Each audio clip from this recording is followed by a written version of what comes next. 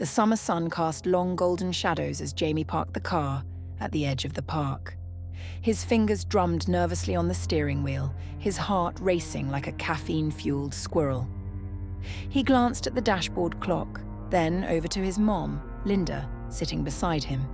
She looked a strange mix of excited and nervous, like she was about to bungee jump off a cliff, except the cliff was their own emotional baggage. "Are you sure about this?" Jamie asked, his voice just above a whisper like they were about to break into a vault. Linda took a deep breath, smoothing her hair in a way only mums do when they're about to drop some real wisdom. "I know it's unconventional, but we need this, Jamie. One afternoon away from everything, from work, stress, and the, lingering smell of Dad's old cologne."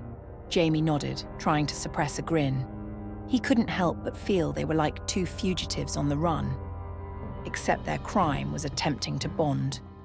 "All right, but we have to be careful. If anyone sees us..." Linda interrupted, her voice gentle yet firm. "Jamie, this is just for us. A little break. No one else matters."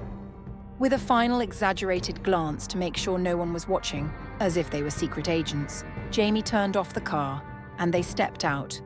The park was buzzing with life, children sprinting around like little wildlings, couples taking selfies, and dogs chasing their tails in a desperate bid for approval.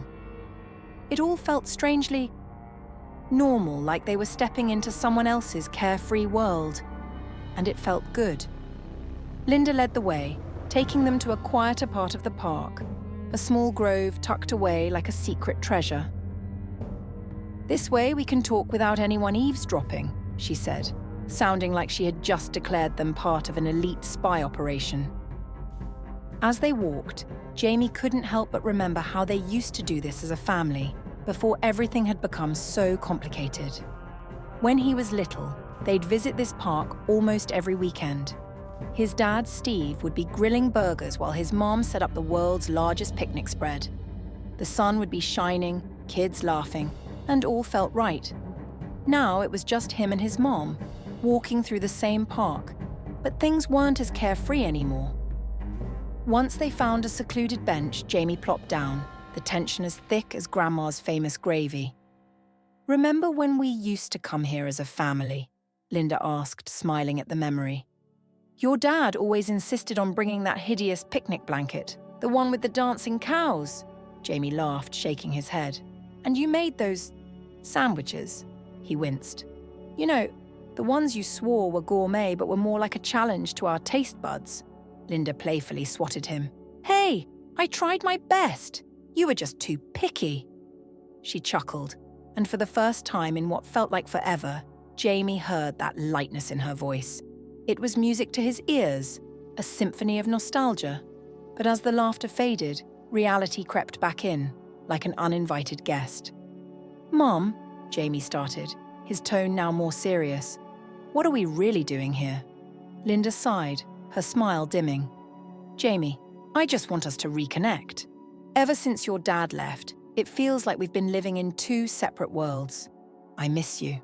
I miss us." Jamie felt a lump forming in his throat. He missed it too, the ease, the laughter, the sense that no matter what, they were a team. "I miss that too, but sneaking around like this, it feels wrong, Mom." "I know." Linda's voice softened. "But sometimes, Jamie, you have to break a few rules to rebuild what's broken." Just then, a herd of giggling children stampeded past, dragging an unsuspecting golden retriever in their chaotic wake. Jamie and Linda exchanged a knowing glance, like they were in on a joke no one else could understand. It wasn't perfect, but it was something. "Okay," Jamie said with a resigned smile. "Let's just enjoy today. No drama, no expectations, just us." As they sat in the calm of the grove, the world felt quieter, as if it was giving them the space they needed. Jamie leaned back, letting the sun warm his face. "Do you remember that time we got caught in the rain here? You insisted we stay and finish the picnic while I was trying to avoid becoming a soggy sandwich myself." Linda laughed, covering her mouth. "You were such a drama queen that day, but I knew it would be special. That's the thing about life, Jamie.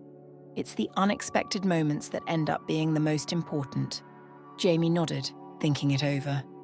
Yeah, but sneaking away like this, I don't know. It feels strange. Linda sighed, her tone softening as she reached for his hand. I know it does. But after everything with your dad, I just wanted a moment that felt like it used to be. Jamie was quiet for a moment. Maybe we don't need to sneak away anymore. We could just be honest, figure out how to reconnect without feeling like we're doing something wrong. Linda looked at him, a glimmer of hope in her eyes. You're right. We don't need to hide anymore. They sat there in silence for a moment, both lost in their thoughts, until Jamie finally broke the tension with a sigh. All right, let's make a pact, he said, raising an eyebrow dramatically. No more sneaking around. We're going to find a way to spend time together without pretending we're in some kind of spy thriller. Linda laughed and raised her pinky, sealing the deal with a mock-serious tone. Deal. No more covert operations. But just as they were starting to relax, a sudden crash shattered the calm. A kid had launched himself off a swing with all the grace of a flying watermelon. His mum rushed over, flustered and panicked, and Jamie and Linda shared a look. It was time to get out of there before they were caught in the crossfire of suburban parenting. Maybe we should head back, Jamie suggested, trying to stifle a grin. Before we become witnesses to a major meltdown. Linda nodded, the smile on her face lingering. Let's not push our luck. As they walked back through the park, Jamie couldn't shake the feeling that they had narrowly avoided some emotional cliff. But something had shifted between them. They hadn't solved all their problems, but they had taken a step, a small one, towards something better. When they reached the car, Jamie turned to his mom with a soft smile.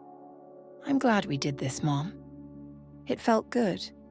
Me too, Linda said, the warmth in her voice unmistakable. Let's make sure this isn't a one-time thing.